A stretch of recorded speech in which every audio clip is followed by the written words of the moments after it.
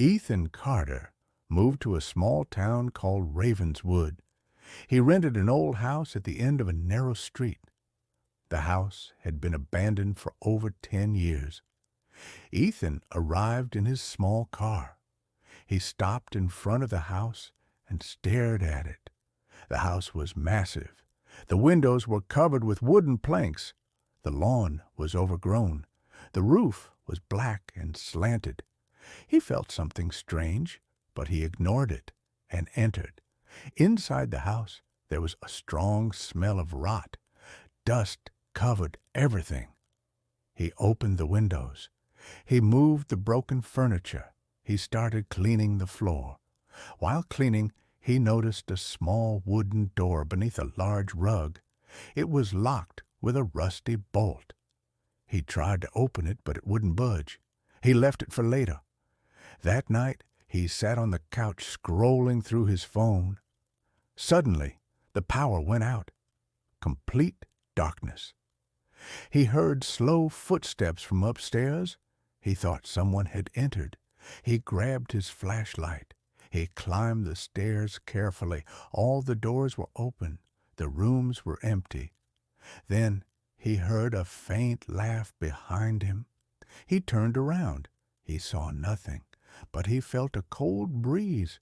He returned to the lower floor. He tried to restore the electricity.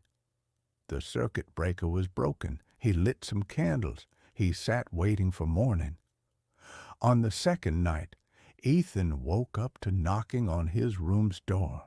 He opened it, but no one was there. But he saw footprints of mud on the floor. The prints led to the wooden door. He approached the door.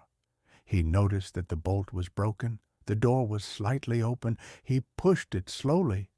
A stone staircase leading down appeared. Ethan descended. The basement was dark. The walls were covered with repeated writings.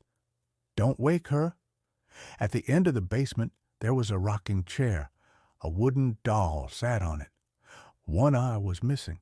It smiled strangely.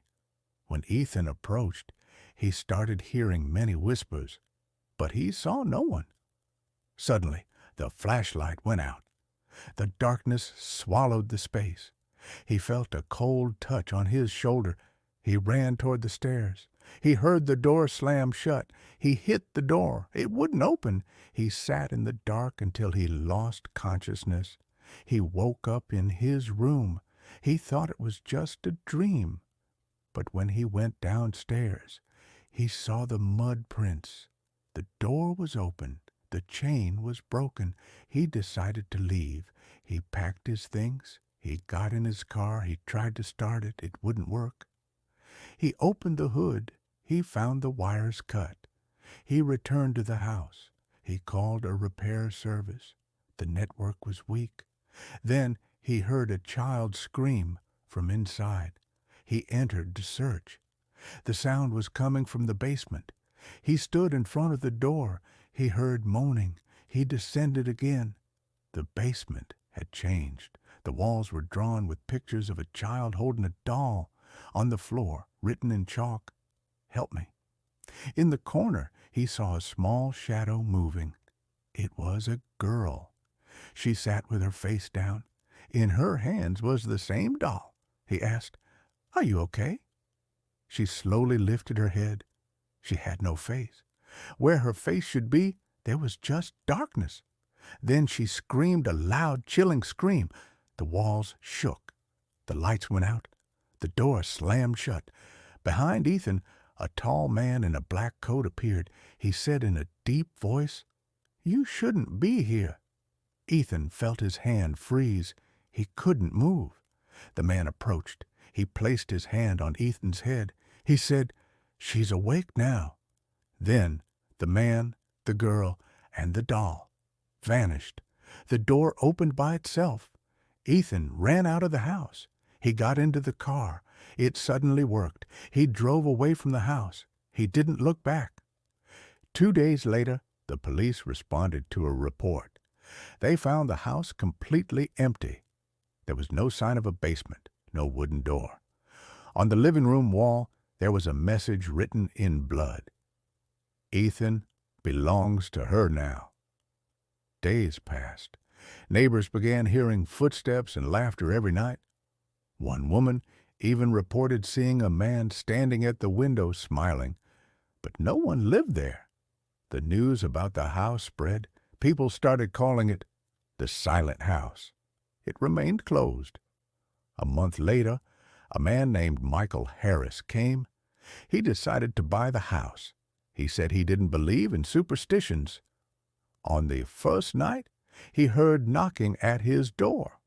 He opened it. He saw a little girl holding a wooden doll. She said to him, "Don't wake her." Then she disappeared. The next day, Michael visited the basement. He found the door locked, but he heard faint crying sounds. He tried to open the door. It opened by itself. He went down the stairs. He saw the same writings, the same chair, the same doll. He approached the doll. It lifted its head. Its missing eye returned. It smiled and said, "She's waiting for you." He heard footsteps behind him. He turned around. He saw Ethan standing, but his eyes were black. Ethan said, "You shouldn't have come." The lights went out. The basement shook. The girl screamed. Michael disappeared. The next morning, a passerby saw the window open. Inside, Michael stood smiling. But the house was locked. From that day on, anyone who entered the house never came out. Years later, the Silent House became a forgotten place. A part of the roof collapsed. But every night, the light would turn on in the upper floor window. The wooden doll would appear on the window ledge, and every morning it would disappear. One night, a journalist named Daniel Blake approached. He was investigating the disappearances of Michael and Ethan. He entered the house. At first, he didn't hear anything. Then he heard multiple whispers. He went upstairs. He found Ethan's room just as it had been. On the table there was an old notebook. He opened it. Ethan had written, "She's not alone. There's more. Don't wake her." Daniel heard a laugh. Then the door closed behind him. He tried to open it. It wouldn't open. He heard footsteps approaching. Then he saw in the mirror the faceless girl holding the doll. She stood behind him.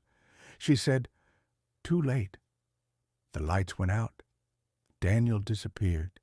The next day, his notebook was found outside the house. The last page had one message written: "She's not asleep anymore."